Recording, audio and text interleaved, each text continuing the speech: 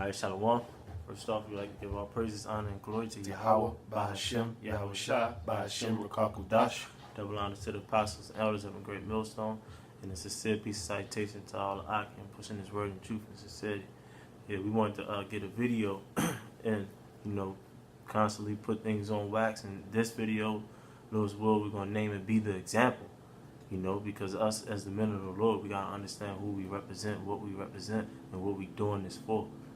So, the Spirit is on us just to pretty much push out the, being the example, and let's start. Get into it? Yeah. Come. This is Matthew's chapter 25, verse 1. It says, "Then shall the kingdom of heaven be likened unto 10 virgins, which took their lamps and went forth to meet the bridegroom." It says, verse 2, "And 5 of them were wise, and 5 were foolish." Yeah, five of them, those 10 virgins was wise, and that's what the kingdom will be likened unto. And we got to be those 5 virgins, that will count it wise. Keep on. Come. I'm gonna start from the top again. It says, then shall the kingdom of heaven be likened unto 10 virgins, which took their lamps and went forth to meet the bridegroom. Now, who does that bridegroom represent? Yahweh Shah. Yeah. And then the 10 virgins, which is, of course, it's gonna get into the 5 being the elect, and the other 5 not. It says, "And 5 of them were wise, and 5 were foolish." It says, verse 3, "They that were foolish took their lamps and took no oil with them." They were being hasty, man. Come. Just being hasty. The race wasn't given to the swift. That's right.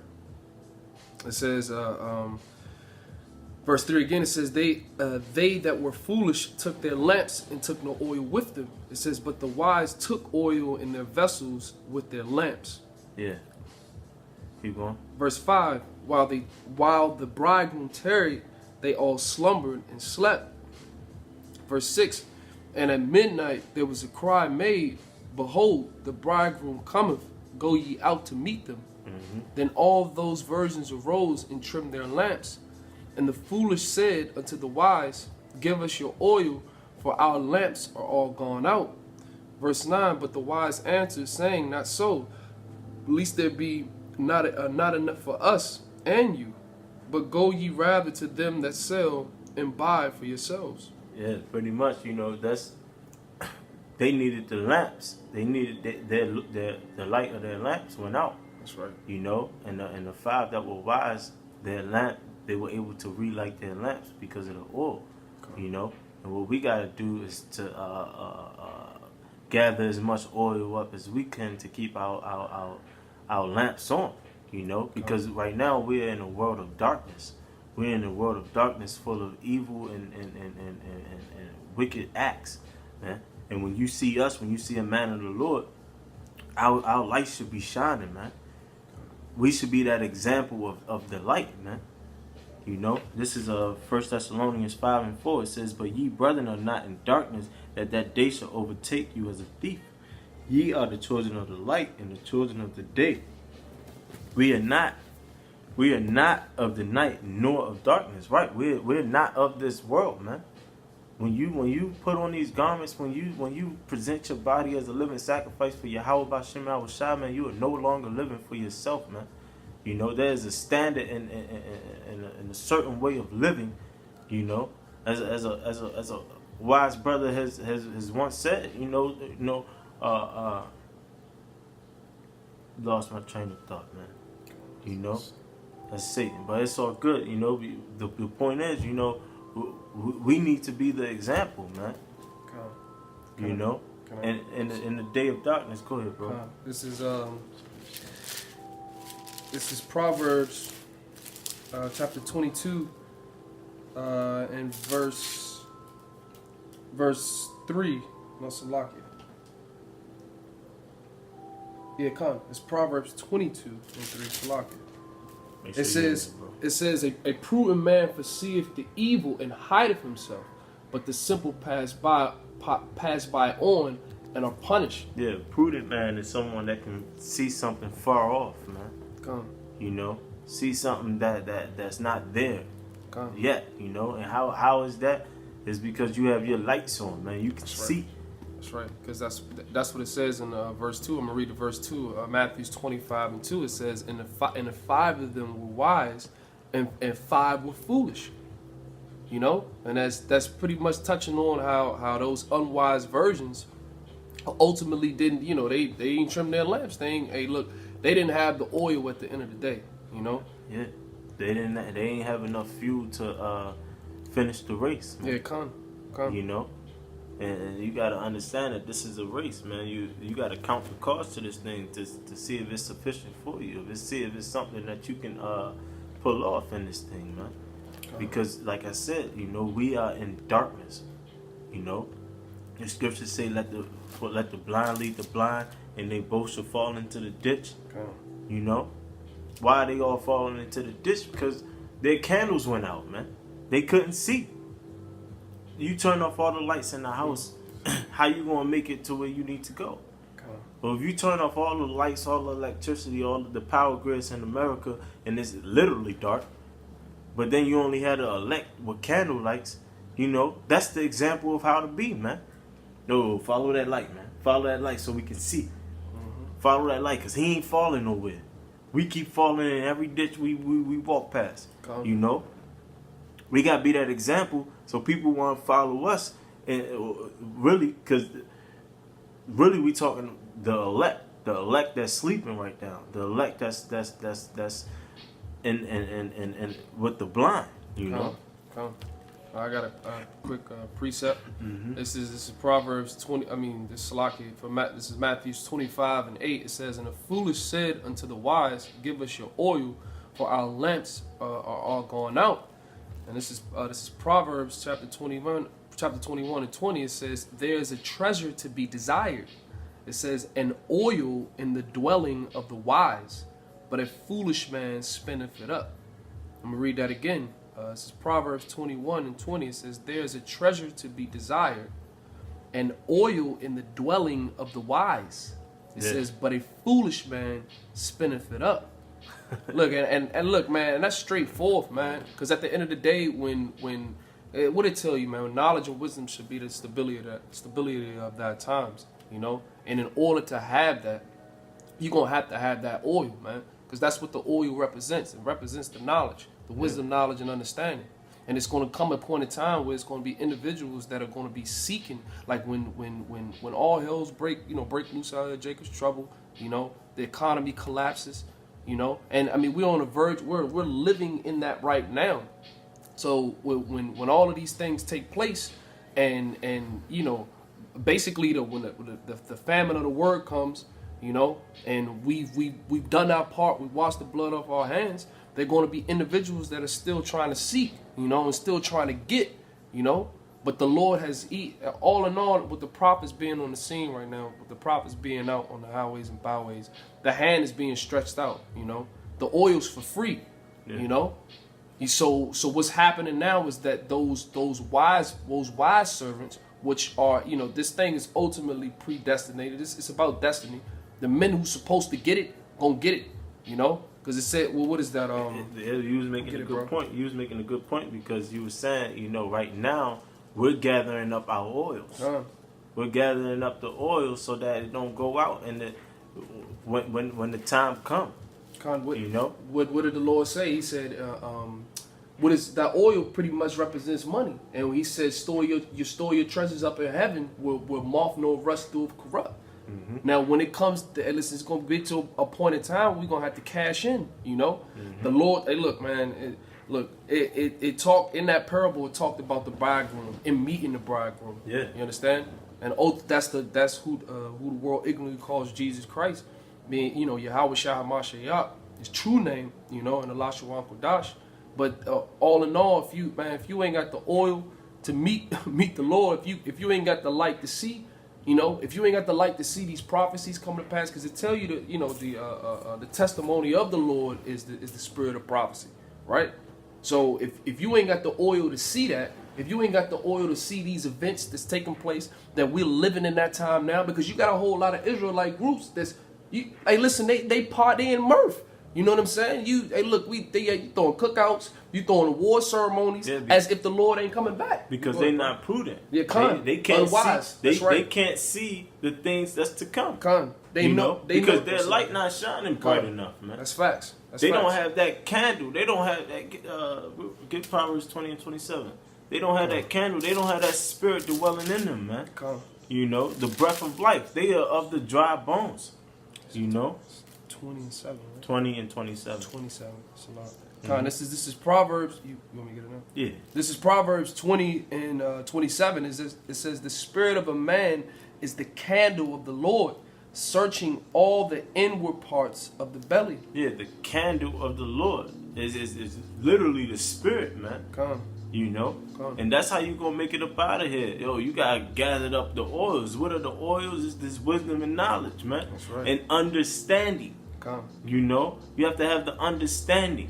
To understand the scriptures and do what? You gotta know how to apply the scriptures. To be that example. And who are the example is the men of GMS, starting with the apostles and elders up in Great Millstone, and the men that's not in GMS, but following the same doctrine of GMS, man.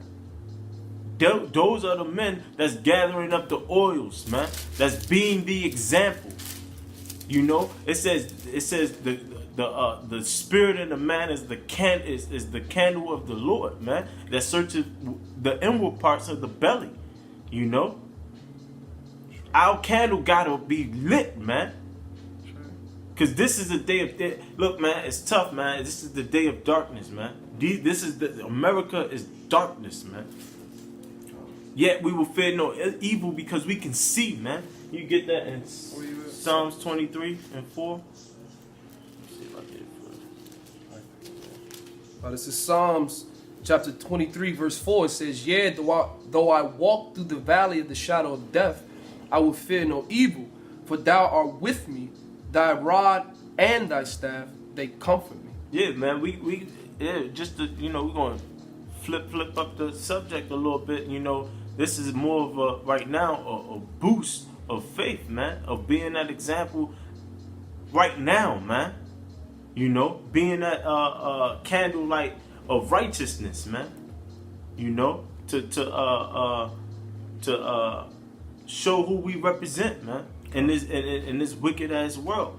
You know, let me get this in Luke. What is it? 8. This is Luke 8 and Luke 8 and 16. It says, "No man, when he hath lighted a candle, covereth it with a vessel, or putteth it under a bed, but setteth it on a candlestick, that they which enter in may see the light."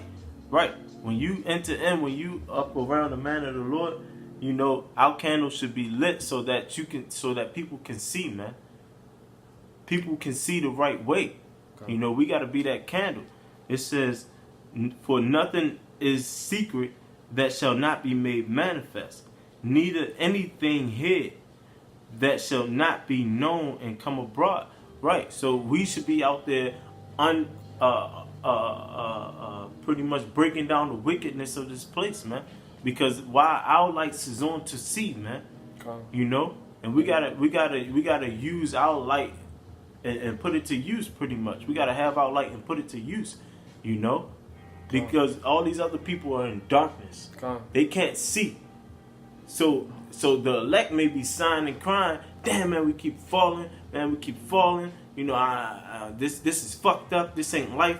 But then when they see the men of the Lord, they're able to see because the light is on, man.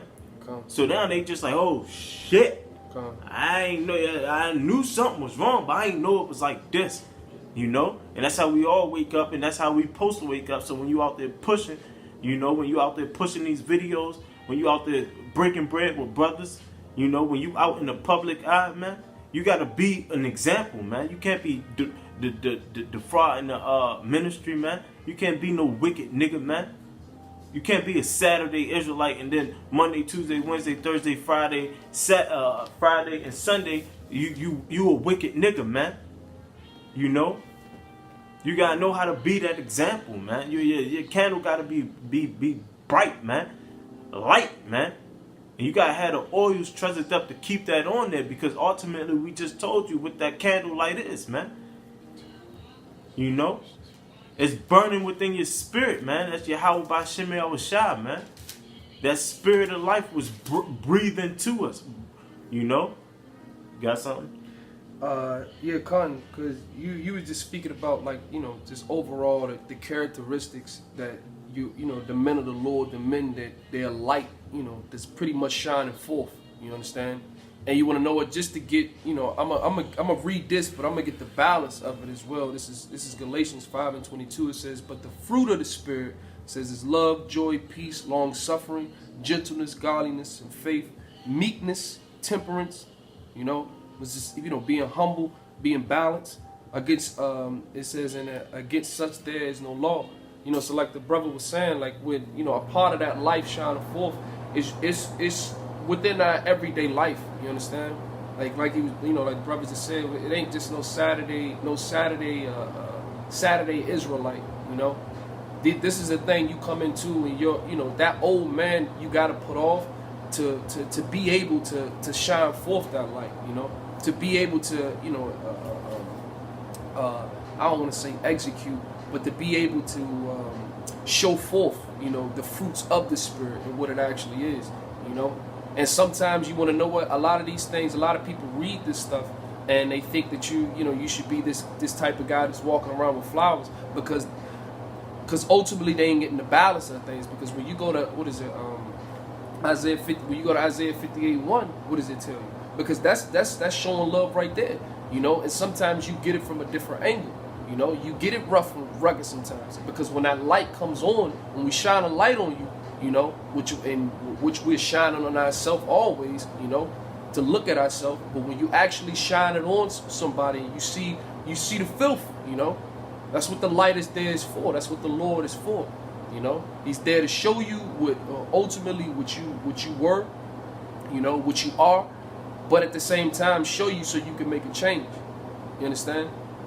And that's the whole point of us out there, and that's the whole point of us shedding that light forth, you know, and then showing down the path, whereas though, because the Lord said, I revealed my secrets unto the servants of my prophets, right? So he's showing his certain men his secrets to let his flock know. Listen, look down this road, because this is what's about to happen. Yeah. Change yourself, get yourself together, because these things are about to take place. And the only person you're going to be able to depend on is me in that day. Yeah. You know? Yeah. And your light got to be shining, bro, in order for you to see. Man. Yeah, come. You have to. You know? What's the scripture say? Watch that. Watch as well as pray. Yeah, watch therefore rather as pray. The spirit is willing, but the flesh is weak. And kind of. And that goes in on it, man. You know, it touches on a lot of different things, man, you know. But the you know, the overall point is, you know, the light that we're supposed to be showing forth, you know, within every brother's, you know, individual life, and as well, you know, amongst brethren, and out there on the highways and byways, you know, showing our people, you know, trying to get them right, showing them like, look, man, the light was put on us, we took the rebuke. You know, we straighten up, and that's essentially what we saying. Look, man, look, this don't work. All right, and listen, this don't work, and on top of that, this judgment is going to come for this. And here it is. You got the Lord who went up and died for you. You know what I'm saying? Gave you a chance to repent, but you ain't gonna do that. You know. And another way of being an example is being an example for the younger flock that's coming in. You know, because as older you get, the more brothers are going to look up to you. You know, they're going to look up to you. They're going to pay attention to every word you say. As we quote our Shah, our armor bearers, you know, our elders in our camp, you know, as we quote them all the time, you know, the brothers say this, the brothers say that, the brothers say this, you know, that's going to be you next time. That's right. You know, so another way of gathering your oil is taking heed to the scriptures when it's talking about being a brother. This is 1 Thessalonians 5:11, it says, "Wherefore comfort yourselves together and edify one another, even also ye do. And we beseech you, brethren, to know them which labor among you and are over you in the Lord and admonish you. You know, you're supposed to know who are your leaders, and then also you're supposed to just know your brothers, man. You're supposed to know your brothers. You gotta get off your ass and be amongst your brethren, man. You know? It's a lot, bro, because when you read, when it spoke about that edifying, the actual building up of your brother, you know, the actual part of, you know, basically us being a vessel, and of course the Lord is, you know, giving us all in all, but for us to edify, that means we got to be adding oil and passing oil out, you know, giving the oil out, because that bring it back to the Matthew the 25th chapter, you know, your wise, exactly, they go hand in hand. Your talents, because you know the Most High gave. He don't look. Not everybody get the same gift. That's in Corinthians. You know, I think the 12th chapter. You know, not everyone is given the same gifts. Like towards the end. You know, so this brother may have a different gift, different talent, and I might have a different gift, a different talent, and another brother, so on and so forth, so that we are all building each other up, man. And you do that by being amongst each other, you know. But the whole point of that is, you know, you being that example. You being that example in all aspects of life right now.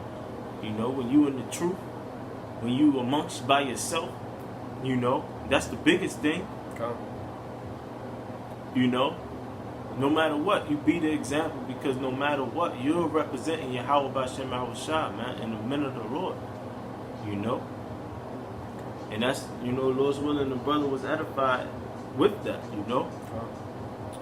But, you know, just keep pushing, keep fighting, you know, and be the best Israelite you can be, man. You know, in righteousness.